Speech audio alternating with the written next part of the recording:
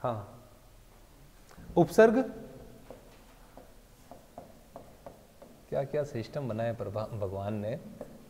उपसर्ग, अब आप देखिए कि उपसर्ग क्या होता है। एक तो आप ध्यान रखना कि उपसर्ग जो है, उपसर्ग, प्रत्यय, संधि, समास सभी अलग अलग है। हालांकि कुछ जो है वो कॉमन आएंगे, फिर भी आप ध्यान रखना है उपसर्ग अलग चीज है, प्रत्यय अलग चीज है, संधि अलग है, समास अलग अलग है। अब उपसर्ग किसे कहते हैं, तो देखिए आपके किसी भी एग्जाम में उपसर्ग की परिभाषा नहीं आती है। उपसर्ग की जो परिभाषा है, परिभाषा तो नहीं पूछी जाती है, फिर भी यदि हम परिभाषा की बात करें तो यानी कि वे शब्दांश, वे शब्दांश। अब शब्दांश हैं, शब्दांश यानी कि शब्द के अंश हैं। वे शब्दांश जो किसी मूल शब्द के, कोई मूल शब्द है, उस मूल शब्द के आरंभ में लगकर, कोई भी मूल शब्द है और उस मूल शब्द के आरंभ में मतलब उसके आगे, आरंभ मतलब आगे या फिर कहें पहले। आगे में कई बार विद्यार्थी इधर आगे समझ लेता है या कोई इधर समझ लेता है, तो आगे के स्थान पर भी हम यूं कहें कि पहले। तो वे शब्दांश जो किसी मूल शब्द के आरंभ या आगे या पहले लगकर उसके अर्थ को परिवर्तित कर देते हैं, परिवर्तित कर देते हैं यानी कि बदल देते हैं, परिवर्तित कर देते हैं यानी कि बदल देते हैं या फिर बढ़ाते हैं, उसके अर्थ को और अधिक आगे बढ़ाते हैं, क्या कहलाते हैं, उपसर्ग कहलाते हैं। अब ये तो क्या केवल परिभाषा की बात करें यदि हम, कि उपसर्ग जो है वो किसे कहते हैं, तो वे शब्दांश जो किसी मूल शब्द के आरंभ में लगकर उसके अर्थ को परिवर्तित कर देते हैं या उसके अर्थ को बढ़ाते हैं, उपसर्ग कहलाते हैं। और सिंपल याद रखने के लिए आपको ये ध्यान रखना है कि जो आगे लगते हैं वो उपसर्ग, जो पीछे लगते हैं वो प्रत्यय। बस ये इतना याद रखना है कि जो आगे मतलब पहले लगते हैं वो उपसर्ग हैं और जो बाद में लगते हैं वो प्रत्यय हैं, ये याद रखना, बस इतना पता होना चाहिए। परिभाषा नहीं है तो कोई बात नहीं। अब जैसे कि एक उपसर्ग मात्र के लगने पर शब्द केवल एक है और उसके कैसे अलग अलग अर्थ हो जाते हैं, फिर हम प्रश्न के ऊपर अप्रोच की बात करेंगे कि प्रश्न किस तरह से पूछे जाते हैं, क्या क्या सावधानी हमें रखनी है, और उसके बाद में हम उपसर्ग जो है वो आरंभ करेंगे विधिवत रूप से पढ़ना। अब आप देखिए जैसे एक मूल शब्द है हार, ये कोई एक शब्द मैंने लिखा कि हार कोई मूल शब्द है। अब इसमें आप देखिए कि यदि इसमें वी उपसर्ग लगा, वी उपसर्ग लगा तो क्या हो गया, ये विहार, विहार यानी कि घूमना। हार तो एक कोई मूल शब्द लिया हमने और हार में वी लगा तो क्या हुआ कि वी लगा तो विहार हो गया, विहार यानी कि घूमना। यदि इसमें मैं आ उपसर्ग लगा दूं तो आहार, आहार यानी कि भोजन, यानी कि आ उपसर्ग लगते ही इसमें आहार हो गया। यदि इसमें प्रति, प्रति उपसर्ग लगाया तो प्रतिहार, प्रतिहार यानी कि द्वारपाल। देखिए केवल मैं उपसर्ग बदल रहा हूं, न कि कोई शब्द बदल रहा हूं, शब्द जो है वो एक ही है। आप ध्यान रखें, प्रति लगा तो क्या हो गया, प्रतिहार हो गया। यदि इसमें मैं प्र लगा दूं तो प्रहार, प्रहार यानी कि आघात या चोट, प्रहार हो गया। यदि इसमें सम उपसर्ग लगा दें, सम उपसर्ग, तो यह बनता है संहार, किसी का उन्मूलन करना, किसी को खत्म करना, संहार। यदि इसमें उत उपसर्ग लगा दें तो यह बन जाएगा उद्धार। ऐसे अनेक हैं, ऐसे जो है वो अनेक है कि ऐसे में हार में आप अलग अलग उपसर्ग लगाओगे, केवल उपसर्ग लगा देने पर किसी एक शब्द का जो है वो अनेक अर्थ हो सकते हैं। ये उपसर्ग का ही कमाल होता है। उपसर्ग के लिए सामान्यतः ये कहा जाता है कि इन शब्दों का कोई अर्थ नहीं होता है, लेकिन कुछ कुछ के जो है अर्थ मैं आपको बताऊंगा, क्योंकि ये भी शब्द के रूप में प्रयुक्त होते हैं और यदि उन शब्दों का अर्थ हमें पता होता है तो और आसानी रहती है हमें समझने में। तो ये तो आपको पता चल गया उपसर्ग किसे कहते हैं, आरंभ में लगते हैं, प्रत्यय अंत में लगते हैं, बस ये ध्यान रखना।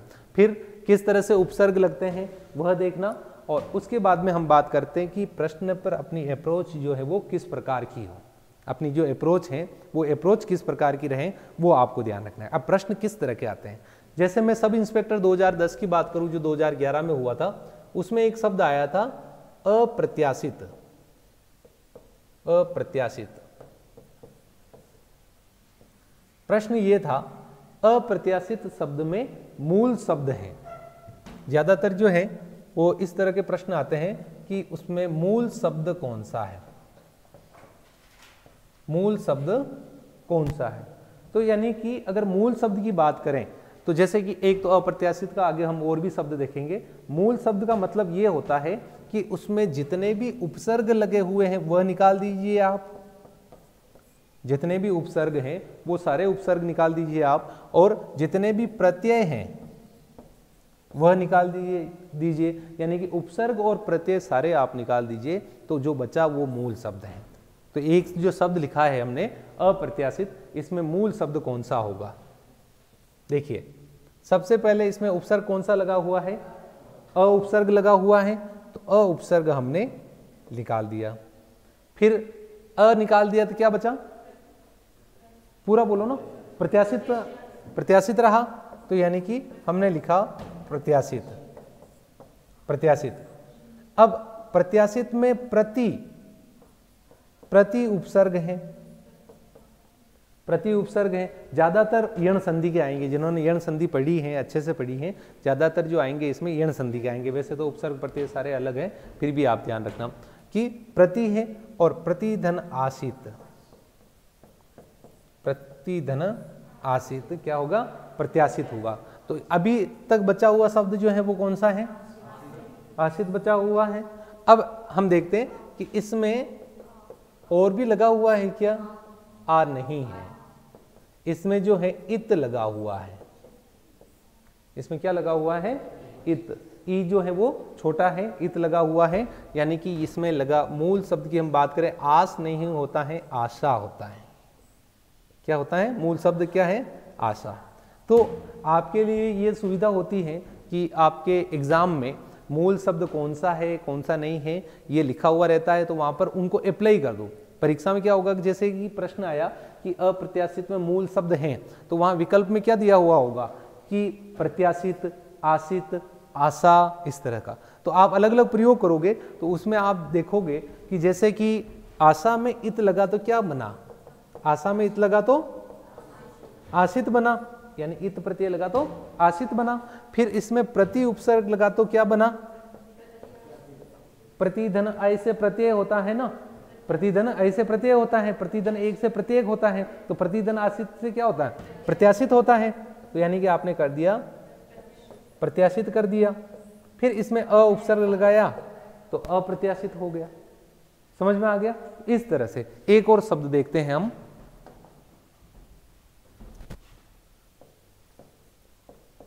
दुर्व्यवहार।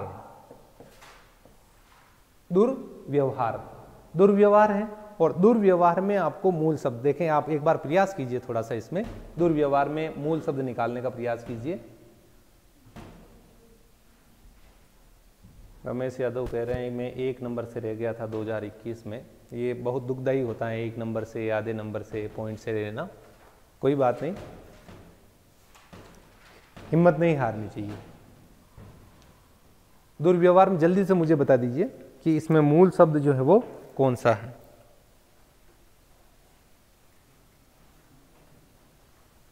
पता चल गया? हो गया? अच्छा, अभी अंडर प्रोसेस है।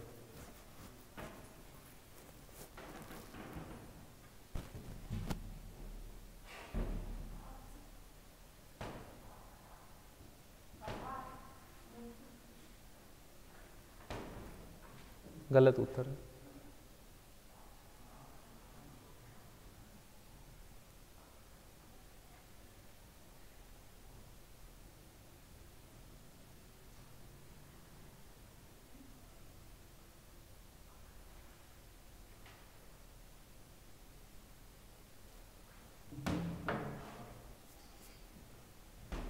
थोड़े और टुकड़े टुकड़े करने हैं।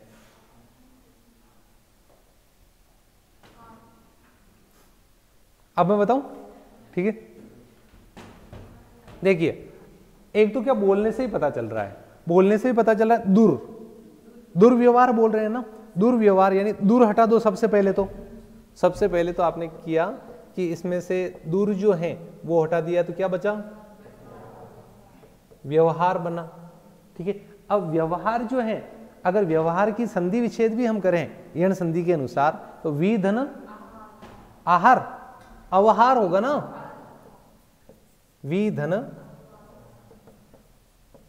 अवहार, यानी कि एक उपसर्ग तो इसमें दूर अलग किया, दूसरा उपसर्ग हमने इसमें वी अलग किया, और तीसरे की बात करें कि तीसरा जो है अव उस बालक में अवगुण है, उस बालक में अवगुण है, उस बालिका में अवगुण, अव मतलब होता है बुरा या हीन, बुरा या हीन होता है अव, यानी कि तो अव भी एक उपसर्ग है, तो अव अलग कर दिया तो फिर क्या बचा, हार, यानी मूल शब्द इसमें क्या है, हार। और दुर्व्यवहार में कुल कितने उपसर्ग लगे हुए हैं, तो 3 उपसर्ग लगे हुए हैं, तो जितने अलग कर सको उतने अलग करने हैं, ये आपको ध्यान रखना है। ये तो नहीं लग रहा है कि ये तो संधि समास से भी भारी पड़ रहा है काम, है ना, तो लेकिन हम तो नहीं मानेंगे, हम तो कौन सा संधि समास को हमने सीरियस लिया था, ठीक है। चलो, और किस तरह के प्रश्न आता है, एक तो इसमें कि दुर्व्यवहार के बारे में ही बताऊं तो कुछ में ऐसा भी प्रश्न आता है कि 2 से अधिक उपसर्ग किसमें लगे हुए हैं, 1 से अधिक उपसर्ग किसमें लगे हुए हैं, इस तरह के प्रश्न भी आते हैं, तो वहां पर भी ध्यान रखना। फिर दूसरा हम बात करते हैं कि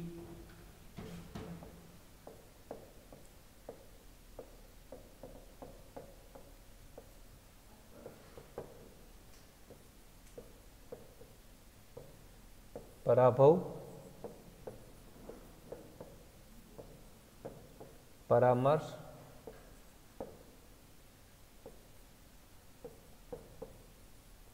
पराक्रम,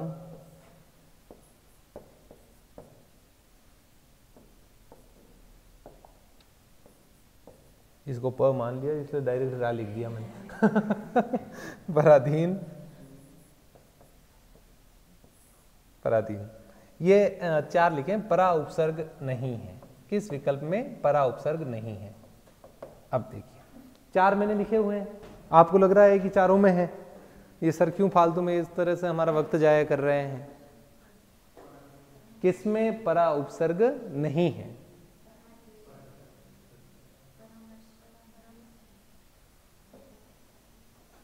मतलब बहुत अमरूद खा लिया, अब उत्तर भी बता दो।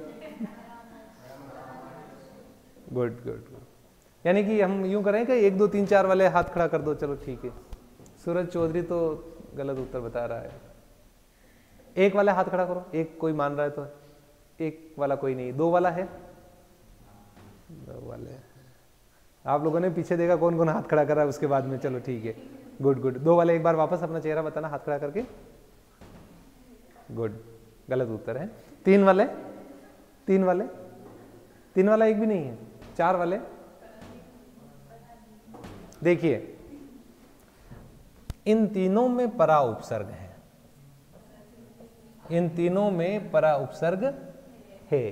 पराधीन किसको कहते हैं, पराधीन सपने हु सुख नहीं, पराधीन व्यक्ति जो है ना, पक्षी को आप कैद कर देते हो, चाहे वो हम पंछी उन्मुक्त गगन के पिंजर बद न गा पाएंगे, कनक तीलियों से टकराकर पुलकित पंख टूट जाएंगे, है ना, कहीं बली है कटुक निबोरी, कनक कटोरी में दासी।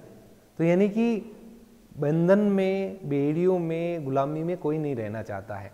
तो जो दूसरों के अधीन है, पर मतलब क्या होता है, पर मतलब दूसरा, पर मतलब दूसरा, परकाज, परहित, परदेश, तो पर यानी कि क्या होता है, दूसरा होता है, और पर यानी दूसरा होता है, तो यानी जो दूसरों के अधीन है उसी को तो हम पराधीन कहते हैं, जो दूसरों के अधीन है वही तो पराधीन है।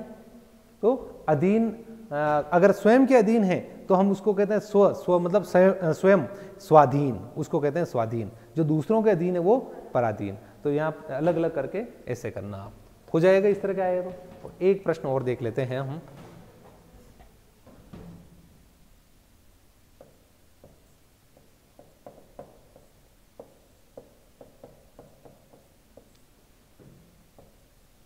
दुस उपसर्ग हैं,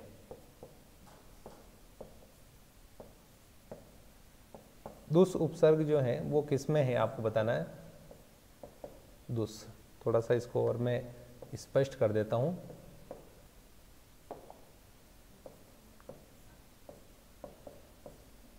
अब देखना,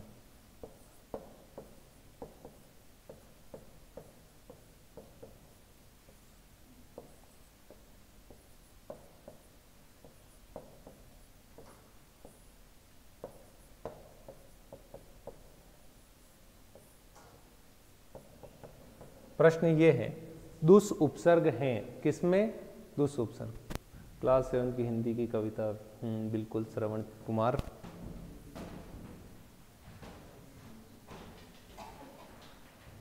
चलिए बता दीजिए जल्दी से मुझे।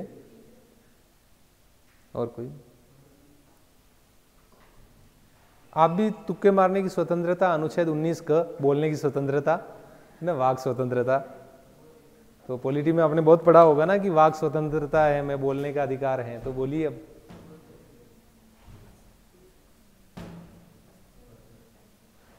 अच्छा, कई बार जैसा दिखता है वैसा होता नहीं है, ऐसा भी लगता है ना।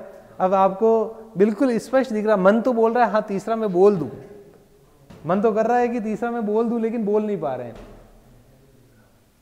दूसरा भी इच्छा हो रही है, ये भी इच्छा हो रही है, किसी ये भी। कोई 222 तो मैंने ऑप्शन में भी नहीं दिया, 222। नहीं तो फिर क्या है कि ये देखो, ये जो खूबसूरत नजर आ रही है वो राह तबाही की ओर जा रही है, तो ये तो नहीं है। तो सभी है, वेरी गुड। सही उत्तर जो है वो है सभी। तो हमेशा ध्यान रखना कि जैसे हमने संधि में तो अलग अलग पढ़ा था, संधि जो है अलग अलग पढ़ी थी, लेकिन हम अगर उपसर्ग की बात करें तो उपसर्ग की बात करें तो इसमें तो जो सही होगा वो चौथा विकल्प होगा। और ध्यान रखना आप कि चाहे दुश्चिंत आए, दुष्फल आए, दुस्शील आए, दुष्कर्म आए, कुछ भी आए, दुस्साहस आए, दुस ही होगा, यानी कि ध्यान रखना है कि दंत्य श ही होगा। अगर जैसे कि ये निष्काम आ जाए, निष्काम, तो यहां जो है वो कौन सा होगा? तो निस ही होगा। निष्काम आ जाए तो निस ही होगा, यह आप ध्यान रखना। यानी कुछ भी हो,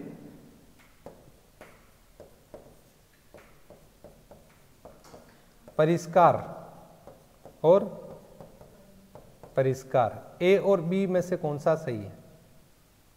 ए और बी में ए सही है ना, ए। लेकिन अगर इसमें उपसर्ग की बात करेंगे तो परिस, यानी कि स जो आएगा वो हलंत स जो आएगा वह दंत्य ही आएगा, बस याद रखना है। इसलिए परीक्षा में आपको आ जाए इस तरह का कुछ भी तो आप ध्यान रखना कि दंत्य स ही है सभी में, सभी में दंत्य स ही उपसर्ग लगा हुआ है, और इसलिए सही उत्तर कौन सा है? सभी। ठीक है, अब हम आगे इसमें बात करते हैं। ये इसलिए बताया मैंने कि आपकी एक अप्रोच जो है वो इसके अनुसार जो है डेवलप हो कि किस तरह से हमें उपसर्ग में ध्यान रखना है। यूं बिल्कुल इतना आसान प्रश्न नहीं आएगा कि अति शीघ्र, अति शीघ्र में कौन सा उपसर्ग है? अति शीघ्र में अति है, स्पष्ट दिख रहा है, इतना आसान नहीं। मैं आपको कुछ तो ऐसे लिखवाऊंगा आसान, लेकिन इतना आसान नहीं आएंगे आपके। तो आएगा कि अत्यल्प में कौन सा है, इस तरह से। ठीक है, आपके आएगा कि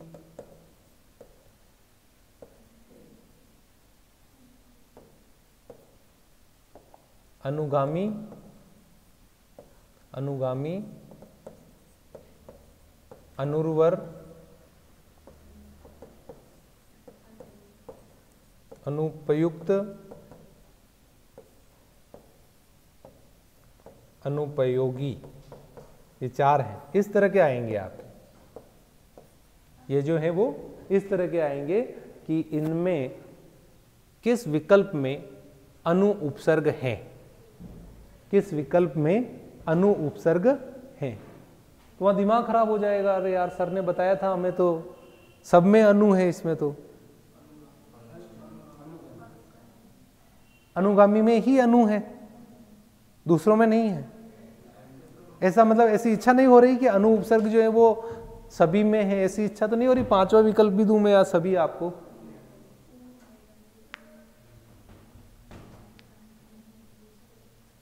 मोहित मेहता ने सही बताया है। नहीं पता चल रहा है? पहला है ना, सही उत्तर जो है वो पहला है, अनुगामी, अनुयायी, है ना। फॉलोअर्स होते हैं ना, आपके होंगे, ठीक है। रियल लाइफ में तो कुछ नहीं होता है, सोशल मीडिया पर होते हैं ऐसे फॉलोअर्स, तो आपके भी होंगे। तो आपके पीछे पीछे गमन, अनु का मतलब होता है पीछे या समान, अनु का अर्थ की बात करें तो पीछे या समान, और उसको कहते हैं अनुगामी। अब इन सब में अन है, इन सब में क्या है? अन। अन मतलब नहीं, जो अंग्रेजी में UN का होता है उसी प्रकार है। अन मतलब होता है नहीं, अन धन उर्वर, जो उर्वर नहीं है उसको अनुर्वर बोलते हैं। तो वो आपने इसमें सब्जेक्ट में पढ़ी होगी कि उसके बाद में उर्वर भूमि, अनुर्वर भूमि, बंजर भूमि, ऐसा सब्जेक्ट में पढ़ा होगा। जो उपयुक्त नहीं है वो अनुपयुक्त, उपयुक्त और उपयोगी एक ही चीज होती है। तो यूजफुल नहीं, अनयूजफुल हम बोलते हैं। तो जो उपयुक्त नहीं है वो अनुपयुक्त, यानी कि अन्न धन उपयुक्त है, अन्न लग गया, इसी में भी अन्न धन उपयोगी, जो उपयोगी नहीं वो अनुपयोगी। तो ये अप्रोच डेवलप होनी चाहिए, ये होगी तो मुझे लगता है कि बहुत अच्छे से आप कर लोगे। ठीक है, अब हम बात करते हैं कि हिंदी में कौन कौन से उपसर्ग प्रयुक्त होते हैं। तो हिंदी में जो प्रयुक्त होते हैं 3 तरह से होते हैं। एक तो होते हैं संस्कृत के उपसर्ग, एक तो होते हैं संस्कृत के उपसर्ग, और संस्कृत के उपसर्गों की संख्या जो है वो 22 निर्धारित की गई है। कितने होते हैं? तो 22। संस्कृत के उपसर्ग कितने होते हैं तो ध्यान रखना आपको, 22 उपसर्ग होते हैं। फिर इनकी क्या संख्यात्मक प्रश्न आता है, संस्कृत के कितने उपसर्ग हिंदी में प्रयुक्त होते हैं। हम 22 से ज्यादा पढ़ेंगे, लेकिन फिर भी आपको ध्यान रखना कि 22 जो है वो प्रयुक्त होते हैं। फिर हम आगे बात करते हैं इसमें कि हिंदी के उपसर्ग, एक तो संस्कृत के पढ़ेंगे, एक हिंदी के उपसर्ग। अभी जैसे हमने बात की थी ना कि अनु, अति, दुस, निस, दुर, ये सारे संस्कृत के उपसर्ग हैं।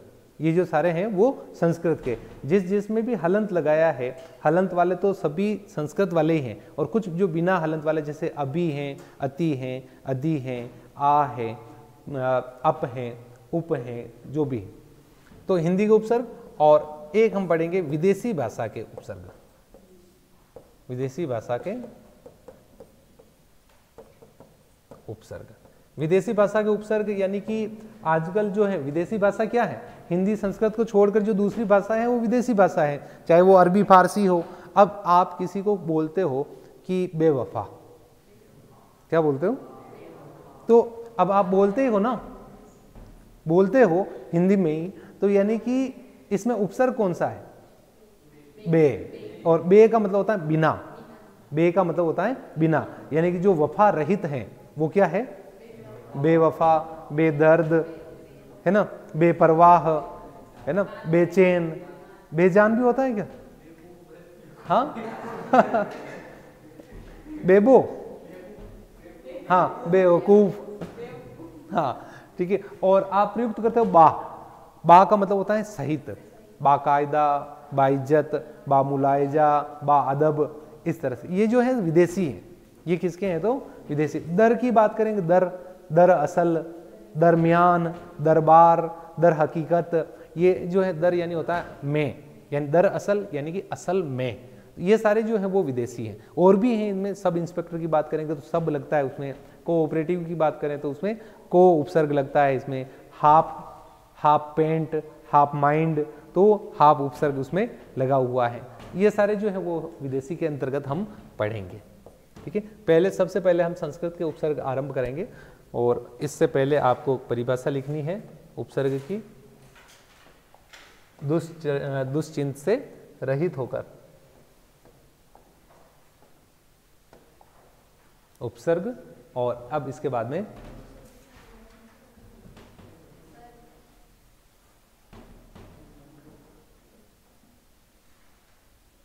ये कैसे पहचानोगे कि हिंदी के उपसर्ग हैं कि संस्कृत के उपसर्ग हैं? तो आपके इस तरह का नहीं आता है कि कौन सा हिंदी का है, कौन सा संस्कृत का है। और बाकी हम पढ़ेंगे तो हलंत हलंत वाले तो आप जितने भी हैं सारे निकाल देना, हलंत वाले तो आप सारे ही निकाल देना है कि सारे जो हैं वो संस्कृत के हैं। और जो विदेशी उपसर्ग हैं उनसे जो शब्द बन रहा है वो भी विदेशी बन रहा है। यानी कि जैसे हम बात करें कि बेवफा, अब बेवफा हिंदी का शब्द नहीं है। हिंदी के शब्द तो कैसे होते हैं? हिंदी इतना प्रेम वाली जो भाषा होती है वो उर्दू होती है। जैसे मैं कहूँ आपको कि आप किसी को जाकर कहोगे कि हत्यारिन लग रही हो, किसी सुंदर महिला को आपने देखा और उसको आप जाके बोल रहे हो कि क्या लग रही हो? हत्यारिन लग रही हो, तो मुझे लगता है उसके बाद आपकी हत्या होनी तय है, इस तरह का आपने बोल दिया है। तो लेकिन उसी के सिमिलर वर्ड आप जो है अरबी का या फिर उर्दू का रखेंगे, आप उसको बोलोगे कातिल लग रही हो, कि कातिल लग रही हो, तो हो सकता है कि आपको अमरूद मिले।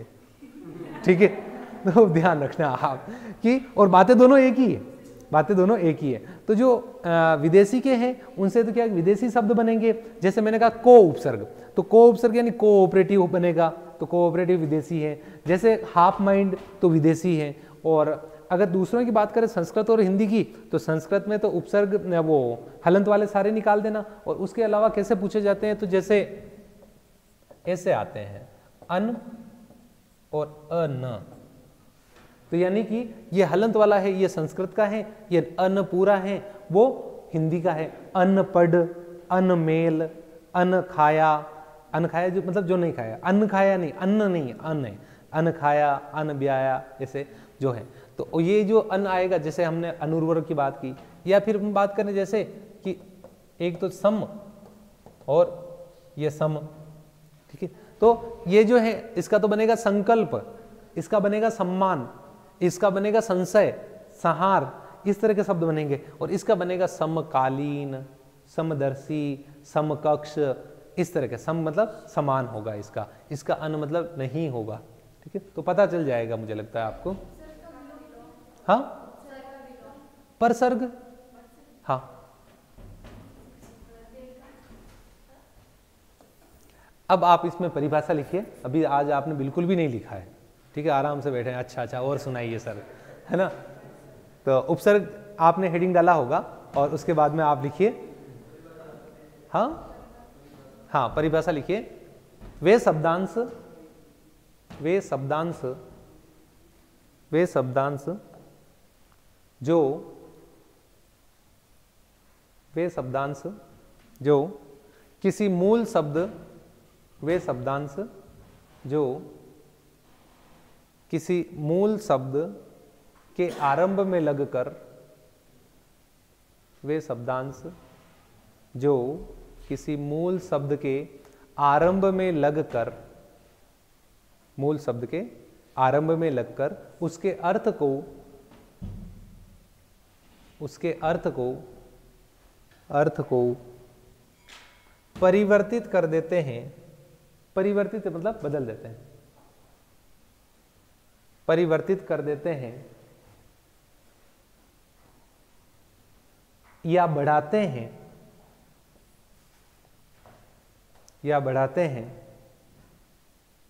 बढ़ाते कैसे हैं कि एक तो उसका परिवर्तित कर देते हैं, परिवर्तित कर देते हैं मतलब कैसे हुआ, जैसे हार में वी लगा तो विहार, हार मतलब उसको आप गले का हार भी मान सकते हो और हार मतलब जो पराजय वो भी मान सकते हो, एक जो सिंगल वर्ड है। लेकिन हम जैसे कि वी लगा देंगे, विहार मतलब घूमना हो जाएगा, तो वो अर्थ बदल गया। अब अर्थ बढ़ाते कैसे हैं, तो जैसे कि उत्तम, आपने किसी की प्रशंसा की और आपने कहा उत्तम, और इसके आगे आपने अति लगा दिया तो उसके अर्थ को और बढ़ा दिया, अत्युत्तम, यानी कि इससे भी और अच्छा, उत्तम से भी बहुत अच्छा। तो जैसे सुंदर और अति सुंदर और ज्यादा अच्छा, तो उसके अर्थ को और अधिक बढ़ाया है, ऊपर अर्थ का उत्कर्ष किया है, न कि अपकर्ष किया है। तो परिवर्तित कर देते हैं या बढ़ाते हैं, उपसर्ग कहलाते हैं, उपसर्ग कहलाते हैं, उपसर्ग कहलाते हैं। फिर उदाहरण लिखना, एक ही मूल शब्द में अलग अलग, जैसे, जैसे एक ही, लिखना है आपको, एक ही मूल शब्द, एक ही मूल शब्द में लगे, लगे भिन्न भिन्न उपसर्ग,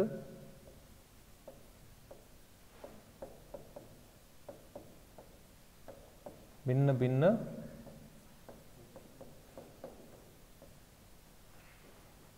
एक ही मूल शब्द में, उपसर्ग में उप उपसर्ग है। कभी इतना आसान नहीं आता है कि उपसर्ग में कौन सा है, केवल एक अट्टहास कहें या ऐसे बातचीत के लिए कहें, उपसर्ग में कौन सा उपसर्ग है, तो उपसर्ग में उप उपसर्ग है। जनरली जब छोटे बच्चे थे तब क्या है कि कहीं जाते थे तो ऐसा पूछते थे कौन सी कक्षा में पढ़ते हो, तो कहते थे 5वीं कक्षा में पढ़ते हैं, तो 5वीं के पहले पार्ट का नाम बताओ। तो वही बात है कि उपसर्ग में कौन सा उपसर्ग है, तो उप उपसर्ग है। तो एक ही मूल शब्द में लगे भिन्न भिन्न उपसर्ग, और आप हार लिखकर इस तरह से अलग अलग लिख दीजिए। आप चाहें तो इससे बने शब्द भी लिख सकते हैं कोष्टक में, जैसे विहार, आहार, प्रतिहार, प्रहार, संहार, उद्धार।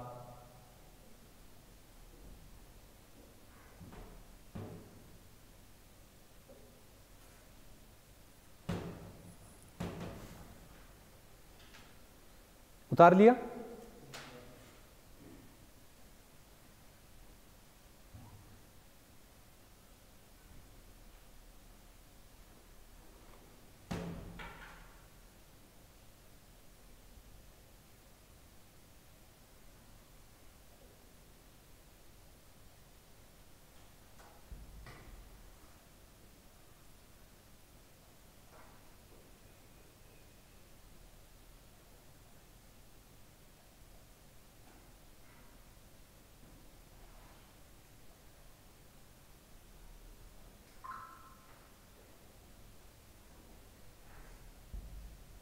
हो गया?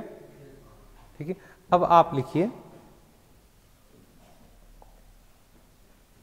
हिंदी में 3 तरह के उपसर्ग प्रयुक्त होते हैं। हिंदी में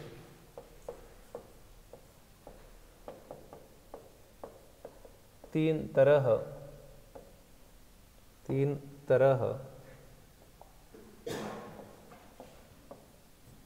के उपसर्ग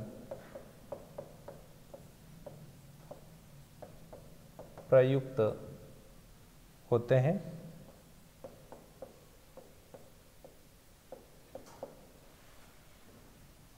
हिंदी में 3 तरह के उपसर्ग प्रयुक्त होते हैं।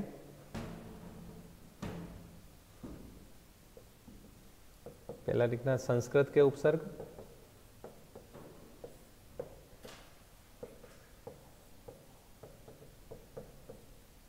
और इसी को आगे लिख देना आप, इनकी संख्या 22 है।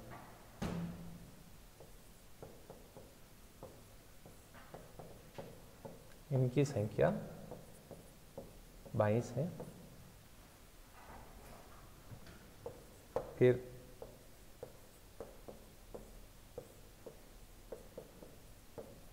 हिंदी के उपसर्ग और विदेशी भाषा के उपसर्ग।